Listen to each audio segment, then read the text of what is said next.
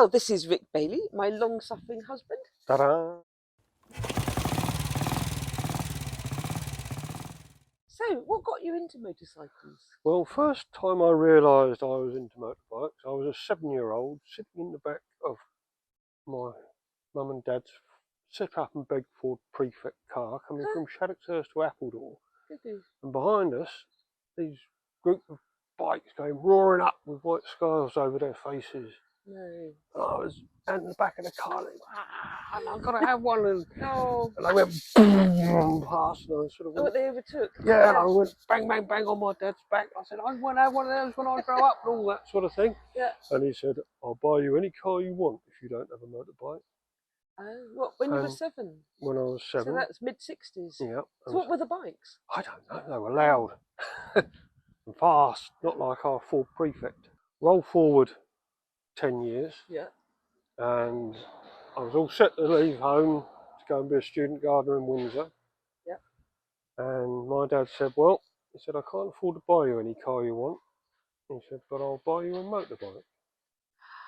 And I was so gobsmacked, I went, You jammy sod. And he said, yeah. You jammy sod. So I had to get magazines and things like that to work out what, I knew what I wanted. I wanted a Ducati 250 single. Oh, one of the lovely singles. Mark III, was it? Nice.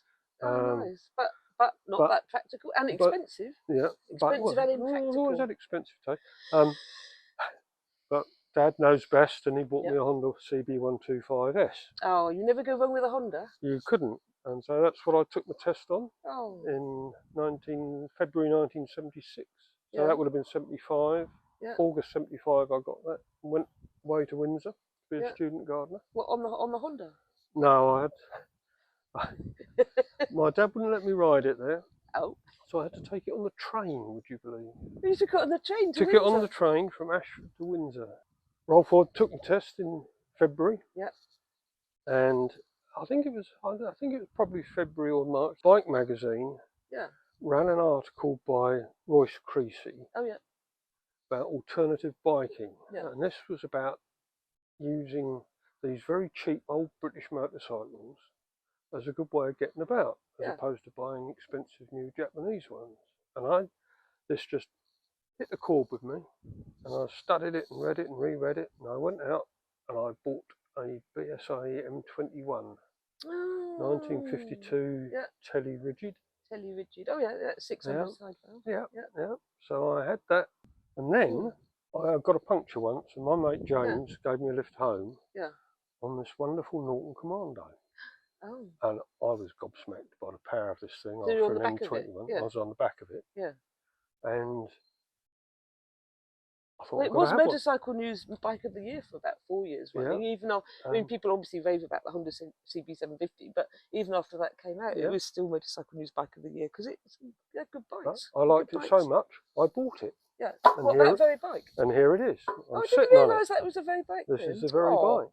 Yeah, which I've had since I bought it in 1979. £500. Oh, a lot of money. I paid a lot more for it because I didn't have any money, and I used my credit card to get the cash.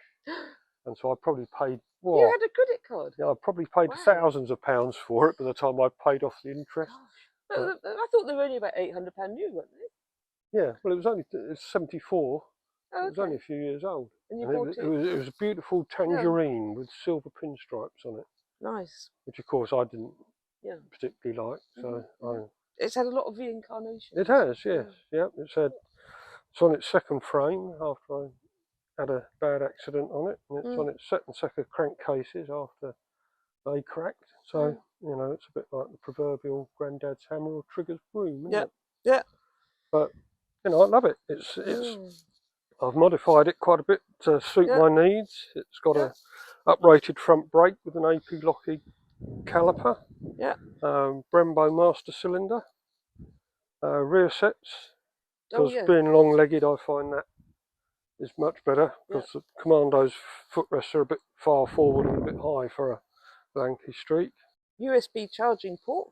USB charging port for my phone stroke navigation device. Shock absorbers are not standard.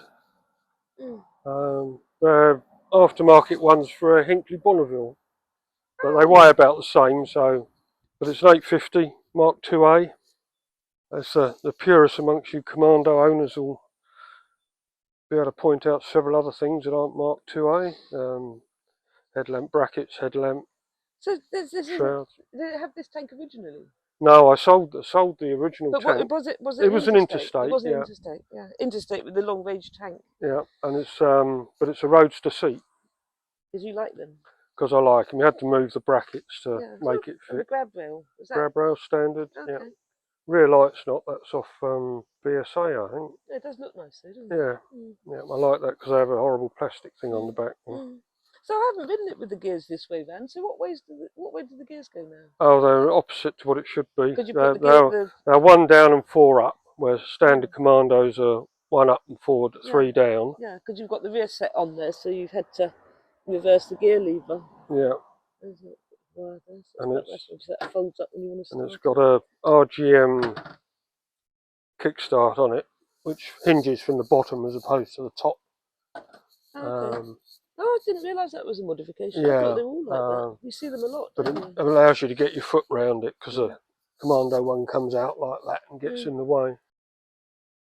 Yeah, so it's a big bike for a small person, but once you're moving, handles really nicely. You only need you don't have your feet on the ground all the time on the bike.